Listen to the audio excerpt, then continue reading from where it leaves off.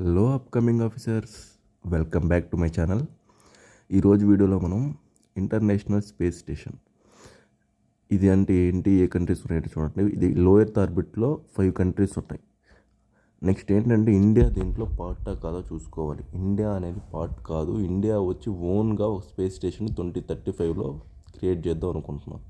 అసలు international space station దేనికి అంటే అక్కడికి పోయి సైంటిస్టులు ఎక్స్పెరిమెంట్లు చేసుకోవచ్చు. నెక్స్ట్ కొంతమంది ఆస్ట్రోనట్లు అక్కడ ఉండొచ్చు కొన్ని రోజులు కూడా అక్కడ పరిస్థితులు చూసుకోవడానికి, అందువల్ల అన్నమాట. నెక్స్ట్ టాపిక్ చూసుకున్నట్లయితే స్పేస్ డెబ్రీస్. అసలు ఏంటి అంటే మనమే తయారు చేసిన శాటిలైట్లు అన్నీ పైన జంకులాగా ఉండిపోవడమే స్పేస్ డెబ్రీస్.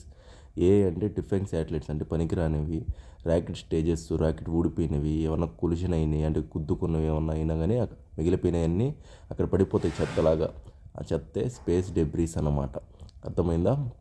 ఆ చెత్త అంతా పెద్ద ప్రాబ్లం. ఇప్పుడు మన ఇంటికాడ చెత్తలోగా పైన చెత్త అనమాట. దానికోసం మన ఇండియా ప్రాజెక్ట్ చేస్తుంది అనమాట. అదే ప్రాజెక్ట్ నేత్ర, నెక్స్ట్ IS-4OM. ఇవన్నీ ఎందుకంటే ఆ చెత్తని, ఆ స్పేస్ డెబ్రీస్ మొత్తం తీసేయాలన్నమాట. లేదంటే అది చాలా ఇబ్బంది జరగద్ది ఫ్యూచర్లో. ఆ ఇబ్బంది ఎలాగంటే మెరైన్ సిస్టమ్ కానీ మనకి కానీ అంతా అన్నమాట. నెక్స్ట్ ఇంటర్నేషనల్గా కూడా చూసుకోవాలి.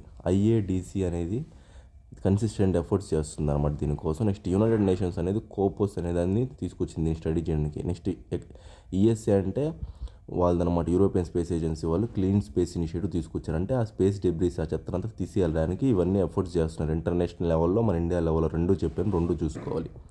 నెక్స్ట్ కరెంట్ అఫైర్స్గా చూసుకున్నట్లయితే నాసా, జాక్సా కలిపి లిగ్నోసాట్ అనే దాన్ని తయారు చేస్తున్నాయి. అంటే ఇది వుడెన్ శాటిలైట్, వుడ్తో తయారు చేస్తున్నారు అనమాట. ఇప్పుడు ఇవన్నీ ఏంటంటే ఈ స్టీల్, అల్యూమినియం తయారు చేస్తున్నారు. వుడ్తో తయారు చేశారంటే ఇది ఏ ప్రాబ్లం ఉండకూడదని చెప్పేసి శాటిలైట్స్ని లిగ్నోసాట్ తీసుకొస్తున్నారు.